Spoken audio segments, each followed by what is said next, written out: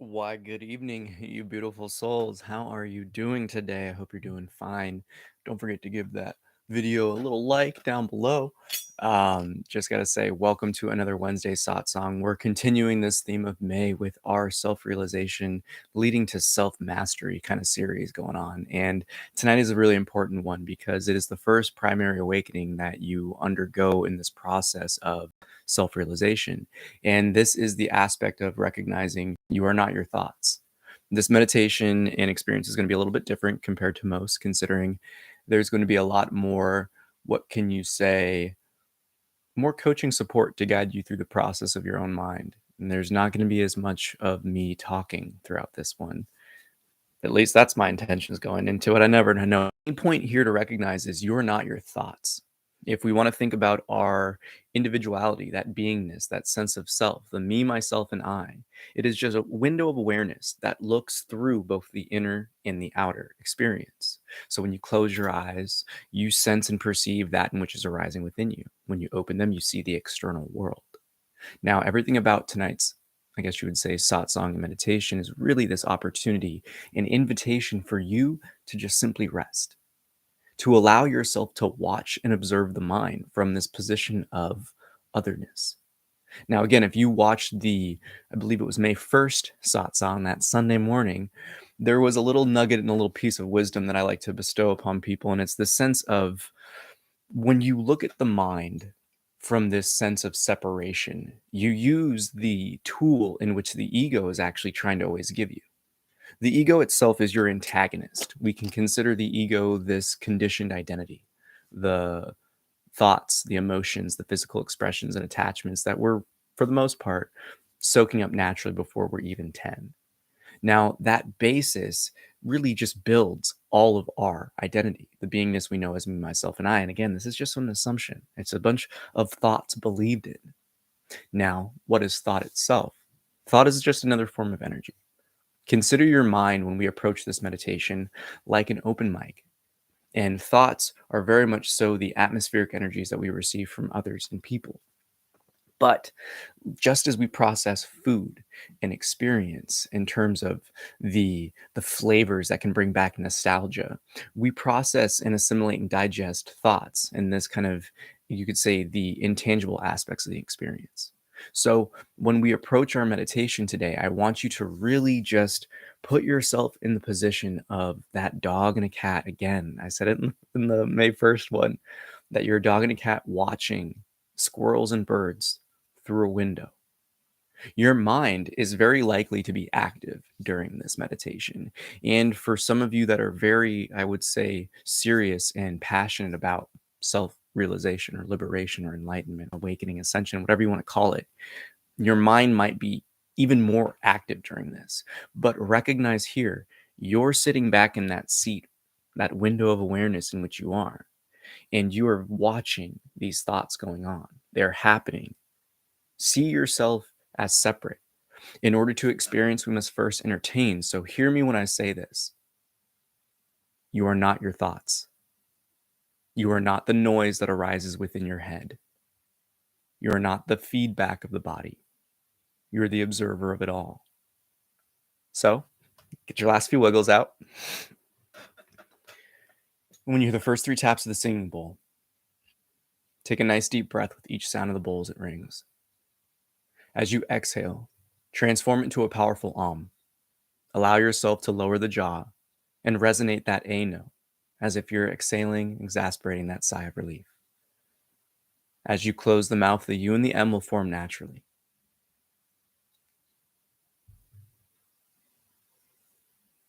Allow yourself to exhale here now, releasing all the breath from the body.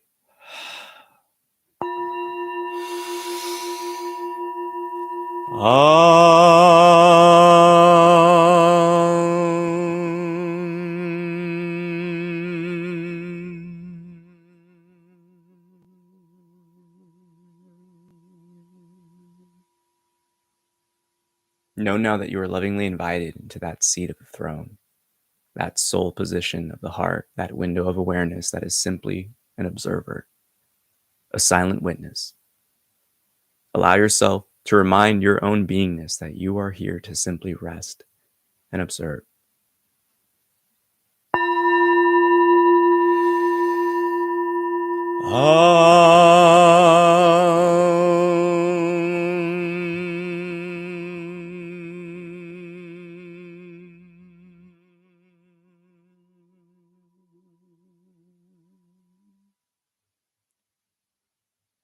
Know here now that there are no distractions unless you allow them. And it matters not, simply bring yourself back to that state of observation, that pure witnessing.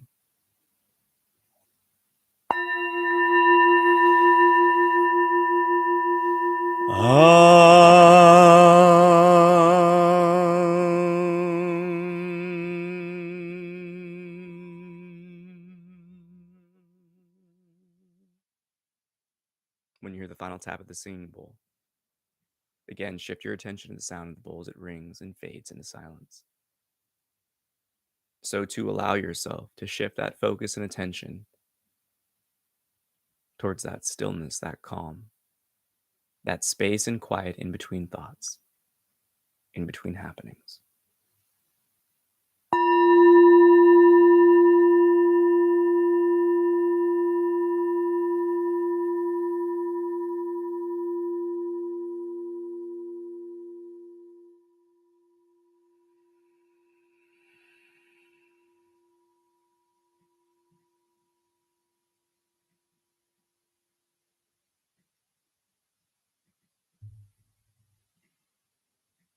The mind is ever changing. Thoughts come and go just as quickly as a breeze can arise and dissipate. But there is one constant in this realm of the mind, the observer of it.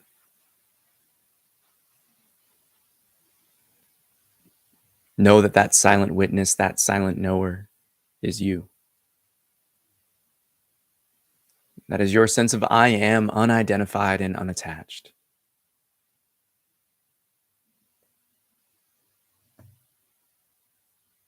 Yet to awaken from the mind, we must sit with it. Until this realization and this knowing and experience comes into that full-blown realization and recognition.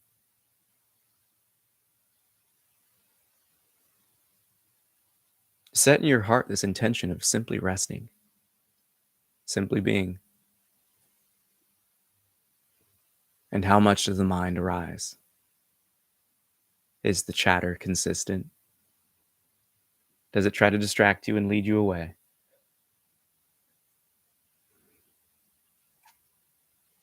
Come to understand the position of what this egoic sense of self is, this conditioned belief and identity. It is but the representative of the body. In its truest and purest sense, it is the antagonist that makes you, that pure, undifferentiated beingness, the hero.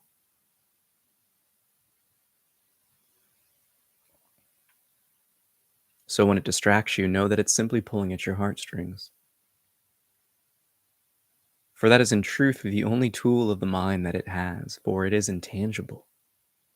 You cannot pluck a thought from your mind, but we may use them for inspiration, to act upon and to manifest. Yet how comfortable would you feel if a speaker was on your chest, blasting and blaring every thought that came across the window that is your awareness? As many could quickly realize, most would stay inside.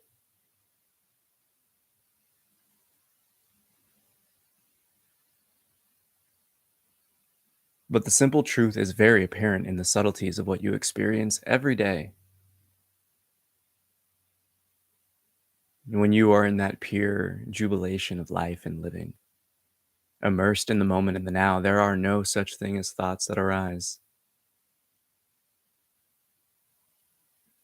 There is but an immersion and a love for the now.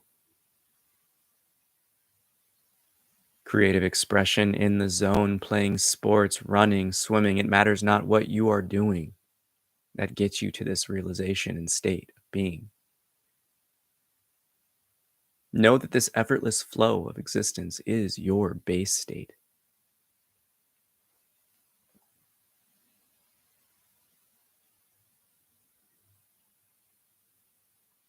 Again, no, you are not your mind. You are not your thoughts. The more accurate visualization is to look at yourself like the old school cartoon character, silently watching the angel and the devil on the shoulder bickering back and forth. Yet you, that silent witness, simply observing, quietly, simultaneously interpreting the words and understanding the conversation, yet witnessing the chatter.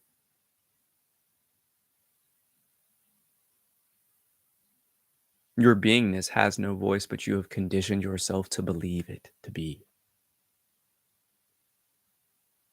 That sense of self in which we have our own self talk internally is that angel. And the thoughts that distract us, the thoughts that we try to force out in silence, that is the representative of the devil. But neither of these voices are yours because you are a silent window of pure knowing.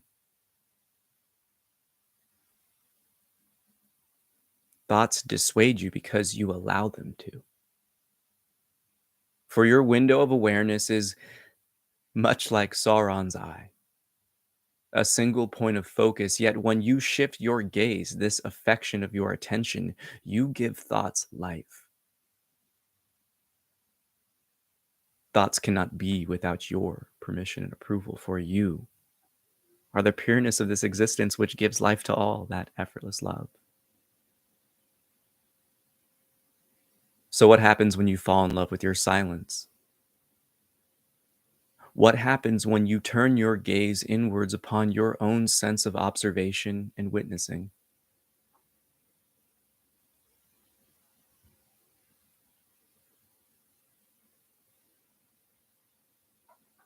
As it is said many times throughout many teachers and lessons throughout the ages, can the seer be seen? It is but a trick question. You must understand this, for you are the eye, you are the witness, you are the window of awareness. And one can say, without a mirror, can you see your own eyeballs? No. You simply know your position by the happenings and scenes around it.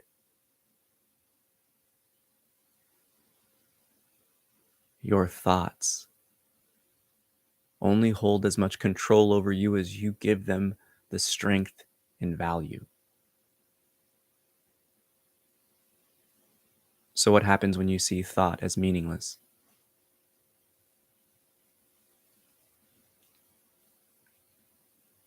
What happens when you give no power and authority to this realm of the mind?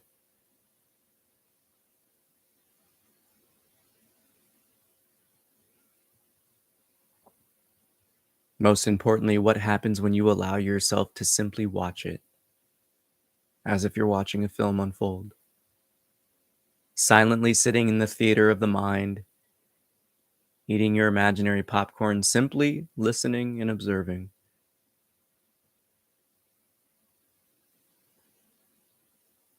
Some hear words, some see words, some see images. It matters not what you perceive in this internal space. Watch the film unfold.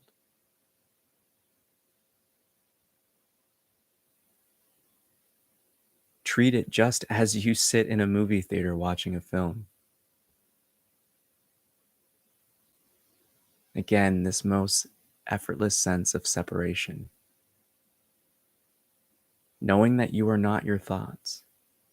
They may use your voice, but even then, when we hear ourselves recorded, it sounds nothing like the mind. For our voice internally is not our voice, it is not yours, it is the body's. And just as we process food for the physical form, the intangible experiences, these thought forms and emotions, are processed by the body itself when you hold space for the mind to simply express itself without your judgment, without your persecution to silence it, but simply allowing it to be and laying witness yourself to the separation, to the distinct knowing that you can sit here silently and quietly and the mind will operate on its own because, again, it is not you.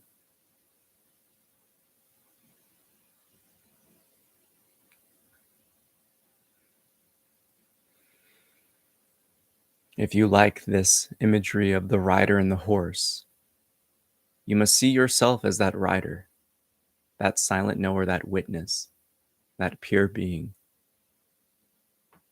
And the body, the emotions, the sensations, and the thoughts are the horse. Now, if you were riding down a trail upon the back of your steed, this physical flesh vehicle,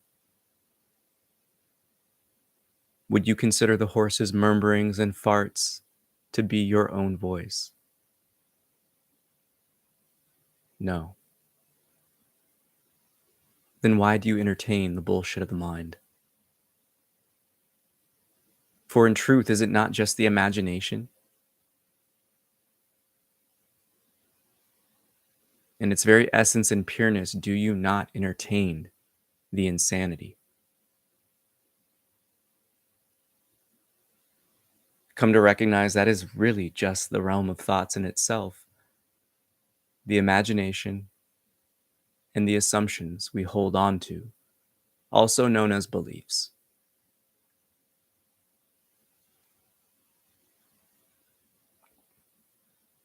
Although we talk as thoughts are this fleeting, intangible force, we very much see the power and impact that they can hold over us. For a thought can induce an emotion or a physical sensation.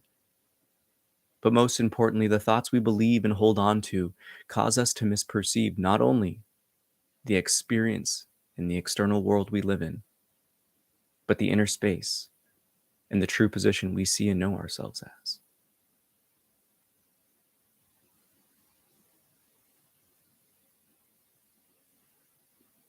So squeeze out the sponge.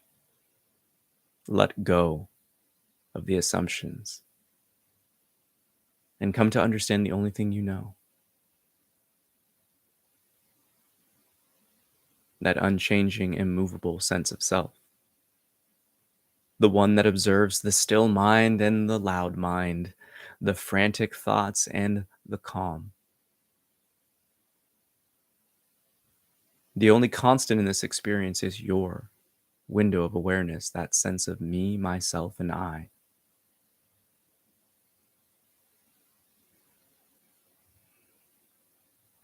Do not hold such attachments to the mind. Do not give them more power. For in truth, do you remember an old thought of something you used to believe in?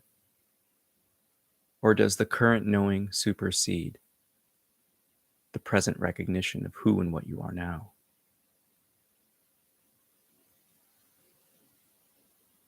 When you are a child that realizes that Santa does not exist, do you stay in that belief as an adult, holding on and wishing that Santa is real?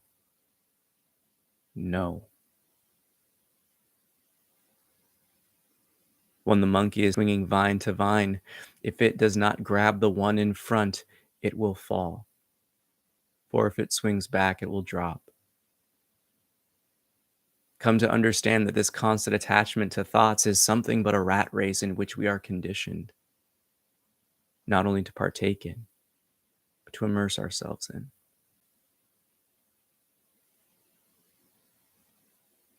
Let go of your attachment to the mind. Do not even refer it in any accordance as your own beingness. For these thoughts are not even your own, but rather the thoughts present themselves to you, the witness, the knower.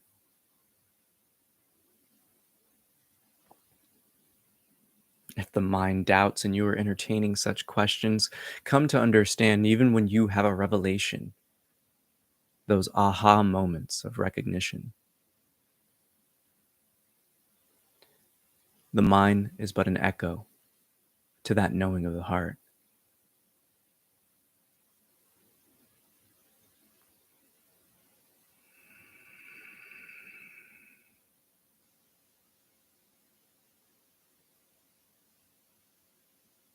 In the very effortlessness of your being, allow all internal happenings to come and go.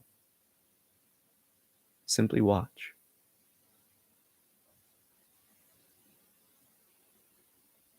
For yourself to awaken fully from the mind, you must have that recognition, that experiential moment of, ah. And as those aha moments go, they are often met with a great chuckle and a deep sense of laughter and comedy.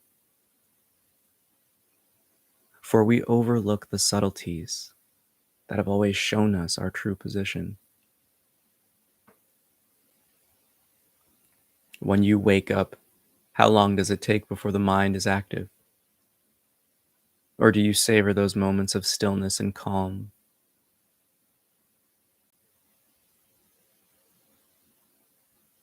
Do you remember the last thought you had before you go to sleep, or do you simply transition into that letting go of this character? If you're beginning to observe the mind and its patterns and happenings, how much of it sounds like your relatives? How much of it is a response of a past pain and experience? And most importantly, what does the mind and how does the mind speak to you when it's pulling at your heartstrings? For most and many, the mind is even speaking to you from that sense of otherness.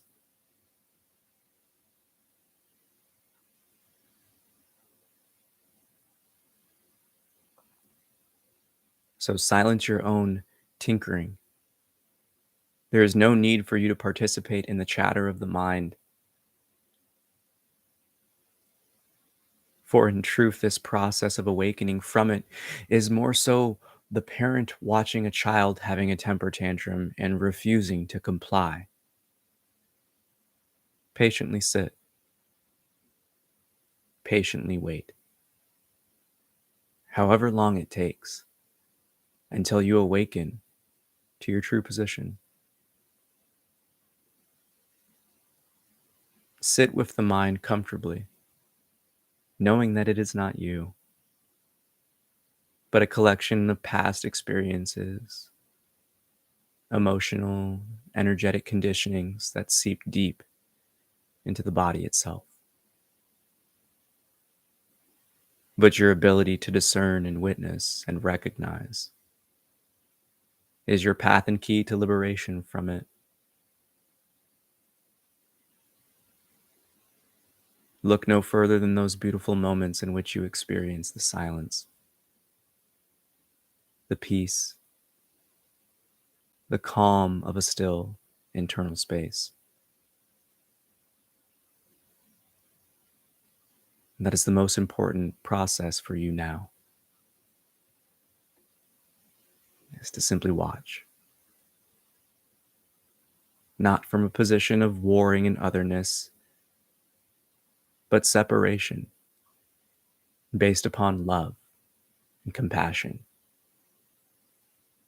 For you deserve, and it is your birthright, to have a peace of mind, to have your inner space be your sanctuary.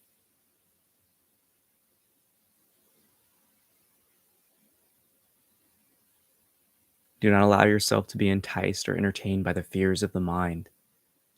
You will never lose the tool of the imagination, but you will simply put it back in its toolbox when you're no longer using it.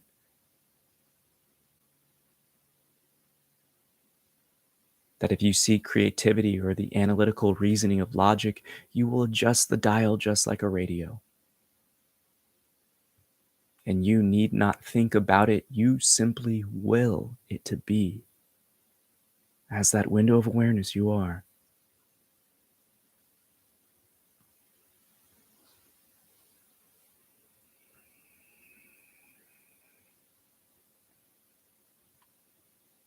So sit back and rest. Witness the chatter. And shift your attention to the calm and quiet in between.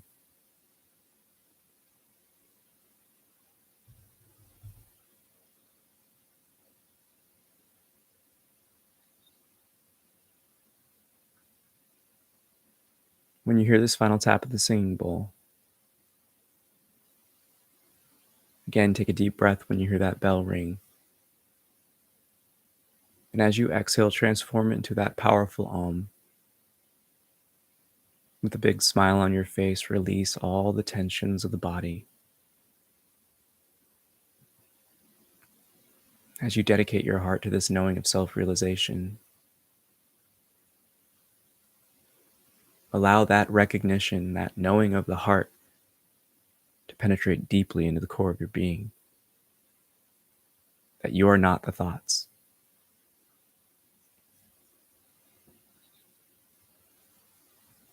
Take a deep exhale here, releasing all breath from the body.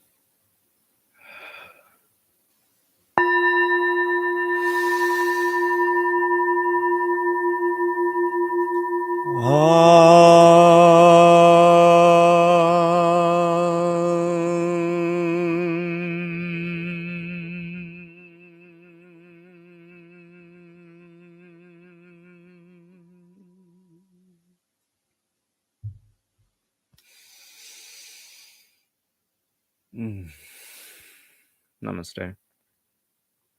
I bow to the divine within you. And as always, smash that like if you can. Be so kind.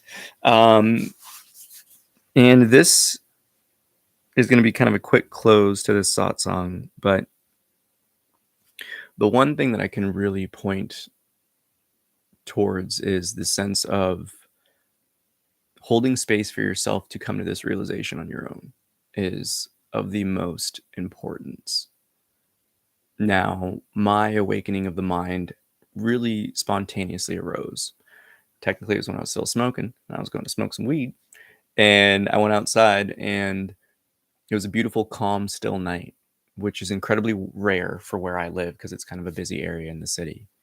And it was just warm, cozy, clear skies, looking at the stars, very gentle breeze. And I was pulled into a meditation. Straight up, just sat outside, had everything already ready, and then just sat. And then the mind started to pop off. Now, in the beginning of this process of simply sitting, the story and image of the Buddha came into my beingness, where it was this old documentary I watched ages ago, years ago in my youth.